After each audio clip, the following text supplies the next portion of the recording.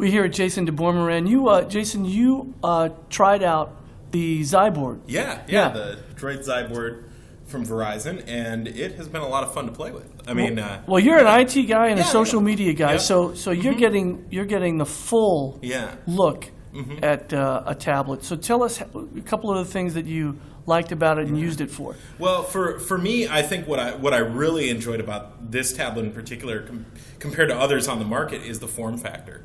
For me, it's super comfortable to carry. You can easily carry it in one hand, and I think a lot of tablets you get so concerned about how you're holding it that you feel like you've got to have two hands on it. Mm-hmm. They've got this great sort of rubberized edging around it that make that so you have grip.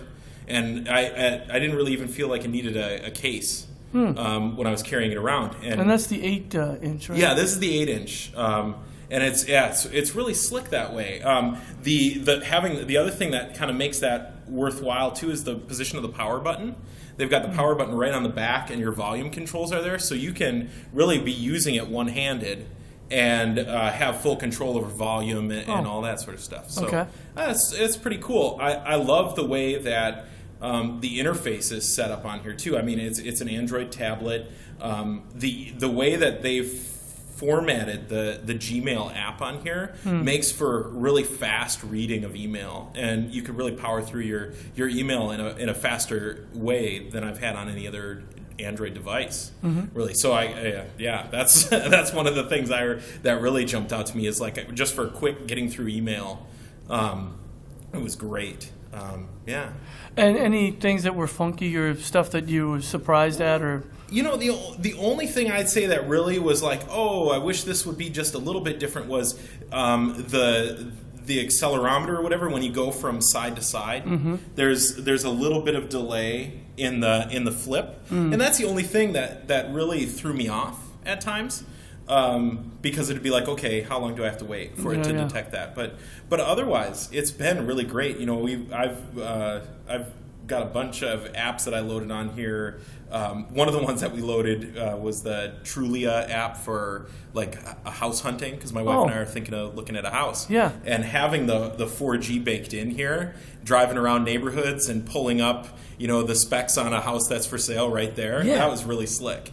And it's got a nice big screen too, whereas otherwise I'd be on a cell phone, pulling my phone out and trying to look at the pictures. Sure. This, an 8-inch screen, you can sit back and kind of look at it and flip through all the images. It was pretty cool that way. Yeah. So for house hunting, man, it must be perfect. Yeah.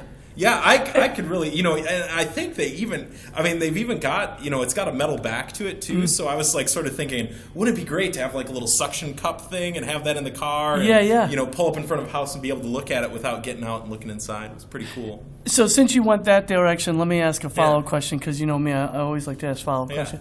Did you find that the real estate industry is providing enough content for you to make good decisions on?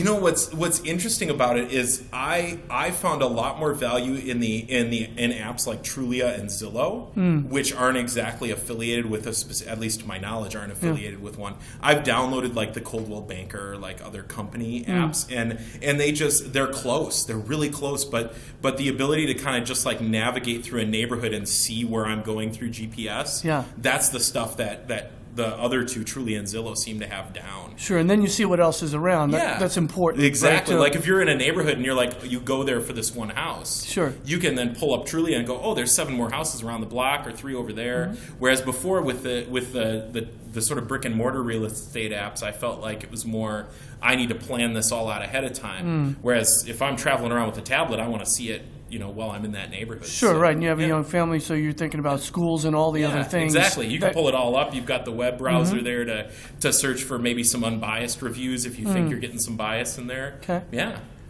And in your world in IT for Concordia College, tell me about tablets and where you see them playing a role, because you're at kind of this intersection of both higher education and the changes there, as well as from an administrative standpoint, seeing how an enterprise would actually deploy. Yeah, we get a lot of questions about that. I think initially, when a faculty or a staff member thinks about a tablet, they're initially looking at it for like the wow factor, and it's like, oh, what a cool kind of toy perspective.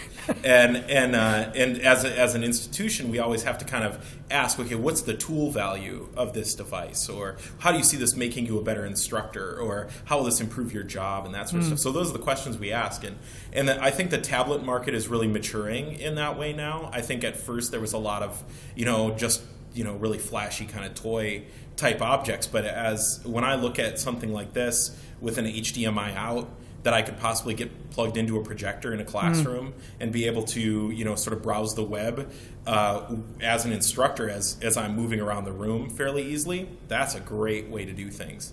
And so that's kind of cool. The video conferencing angle of it with the front-facing camera and rear-facing camera is pretty cool for being able to bring in, different like WebEx style conference apps and things like that. Yeah.